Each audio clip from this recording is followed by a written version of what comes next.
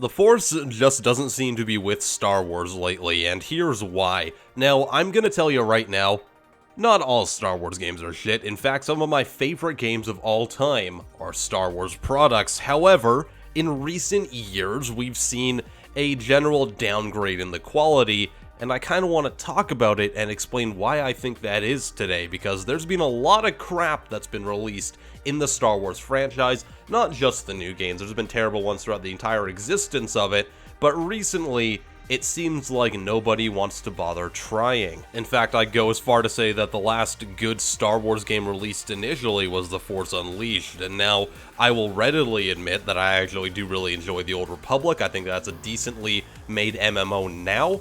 Upon release, though, that game was pretty cruddy. You know, it was pretty much a World of Warcraft clone that had a couple of nice little story elements, and it was okay, it was competent, but as an entire game, not really what I was looking for, and it definitely wasn't a worthy pseudo-sequel to the Knights of the Old Republic franchise, and a lot of people were put off by it. Got a lot of middling reviews. Same goes for games like The Force Unleashed 2.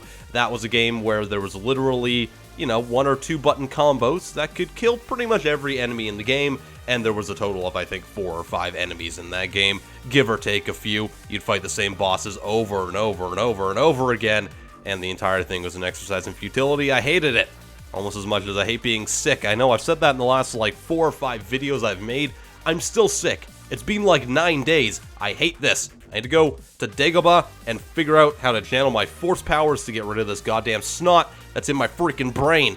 I hate it. It's absolutely terrible. Nonetheless, though, we've seen a lot of trite come out of the Star Wars franchise, and probably the most egregious example in recent years was Star Wars Kinect. I'm solo, I'm solo, I'm solo, I'm solo, solo. Yeah, I'm feeling good tonight. Finally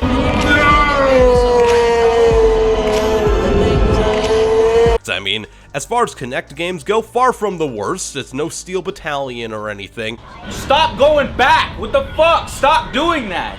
Stop! What the fuck? Stop grabbing shit! I'm not grabbing shit! But it's just like the biggest cash-in game you'd ever see. It is the absolute #1 thing that you think about when you think, okay, here's a license that we can make a lot of money off by making something with a big gimmick in it. That's Star Wars Kinect, and when you get dancing Han Solos,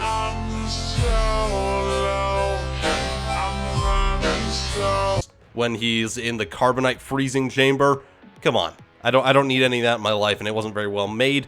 Probably one of the worst Star Wars games ever created, barring a few of those ones that were made in the 1990s and things like that. But as a whole, Star Wars as a license has completely gone downhill up until the release of Star Wars Battlefront, which I don't actually think is a bad game. It's just kind of like a 5 out of 10 for me, and it feels very incomplete. And there's a big reason for that, and that's what we're gonna get into right now. Why are Star Wars games so middlingly reviewed and made nowadays? Why is it that we can't get a really, really good one like we used to in the early to mid 2000s, even a couple games before that? What happened to the Jedi Knight series? What happened to Republic Commando, Empire at War? All these other games that people really enjoyed, have a lot of fond memories of. And the big reason that Star Wars games have a big history of being absolutely crap is the same reason that a lot of movie tie-in video games are crap. And that's because they are just that. They're movie tie-ins. They're tie-ins to a pop culture franchise, something that people instantly recognize, and something that the producers and the board executives are going to see and say, hey, we can make something to cash in, and we know people are going to buy this even if it's not the best product ever. That's why we had things like Star Wars Kinect. That's why Star Wars Battlefront released as a giant and incomplete mess up until even a year after it was released. If you like that game, that's fine. I know a lot of people really do. It was not complete. It's still missing key features such as a worthwhile offline mode. No, the co-op system doesn't count. It's absolutely trite and terrible, as well as, you know, having the ability to play in instant action mode completely offline with AI that isn't just the vanilla Walker Assault maps. I would really like to see that. Seriously, DICE, get on that. But as a whole, Star Wars is always going to be seen as a product placement, and especially now that Disney is taking control, now that EA has the ability to create and manage all the Star Wars games, you're going to see a lot of stuff that's created to capitalize on something that's popular. Very similar again to, say, the Thor video games from years past, or even sports titles. People are going to buy those every time they're released, no matter what, because it's something that they're very interested in, and a lot of the people that buy these games aren't necessarily big video game aficionados. They buy 1 to 3 games per year and then play the crap out of them, you know? They buy their Call of Duty, they buy their Battlefield,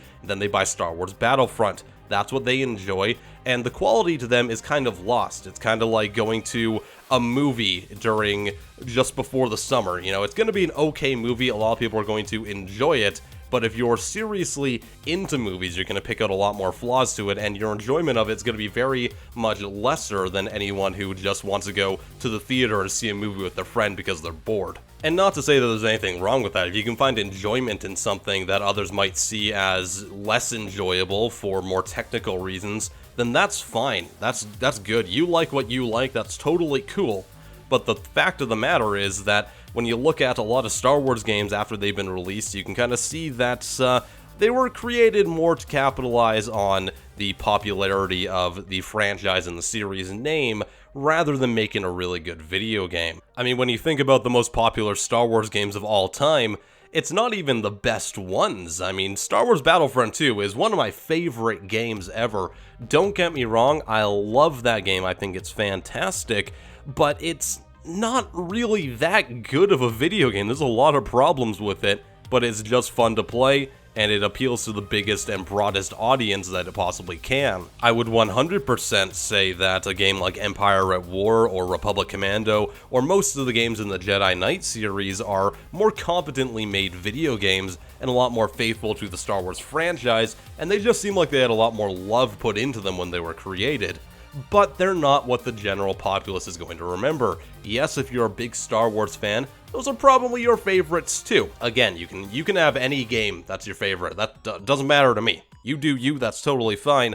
But as a general populace of Star Wars fans that look and play every single game and look at them from a technical standpoint, I think they would all agree that, say, a Jedi Knight 2 Jedi Outcast is a better made video game than Star Wars Battlefront 2 is. But if you ask someone who just played the Battlefront series, like the newer one, and then if you got them to go back and play Jedi Knight 2, they would probably think that it's a little bit boring because it's not in that style that's going to appeal to that wide audience that they happen to be a part of. And in recent years, especially in the latter days of LucasArts when they were really hurting for money, they were really trying to cash in on that. We saw The Force Unleashed 2 that was a lot easier than the first one, it had a lot more fan service to it, and it just had less of a budget and less effort put into it to try to appeal to as many people as possible in the quickest amount of time. You see the same thing with Star Wars Battlefront in 2015, and you're going to see the same thing with Star Wars Battlefront 2,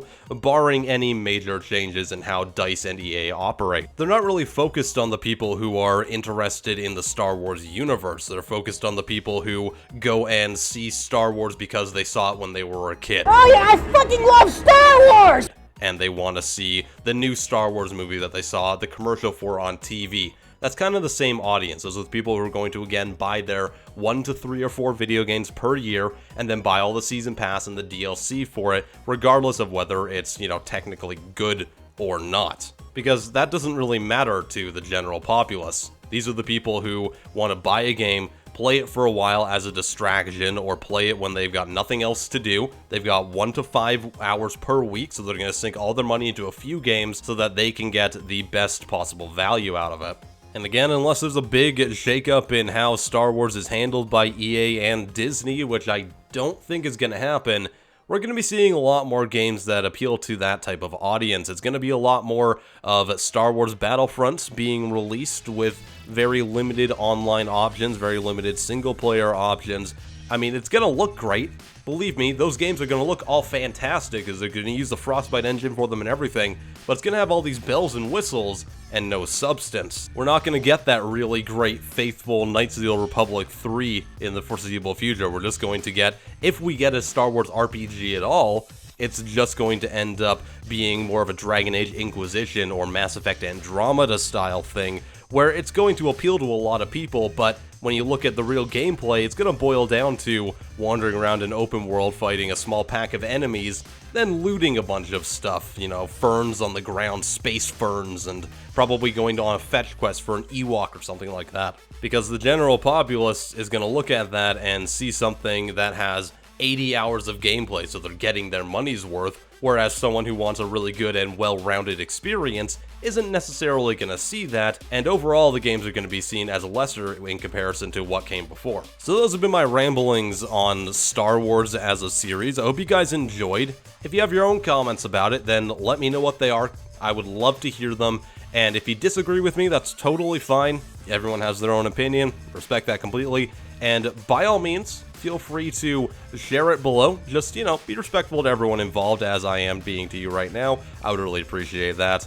If you want to continue the discussion or get in contact with me at any point, then by all means go and join my Discord. There is a link to that in the description. I'm usually there every single day. I've started doing giveaways over there too, so I'd really appreciate if you want to go over there and possibly get some free games. Just gave away a copy of Minion Masters, which is a pretty good game, by the way, so, you know, good place to go and check out. Also got a Patreon right now that I've started up, so if you want to go and support me over there, I would really appreciate that. You'll be added into the video credits. You also get a nice little shiny badge over on my Discord server as well. I am PattyJack, and I will see you guys next time. Have a wonderful day.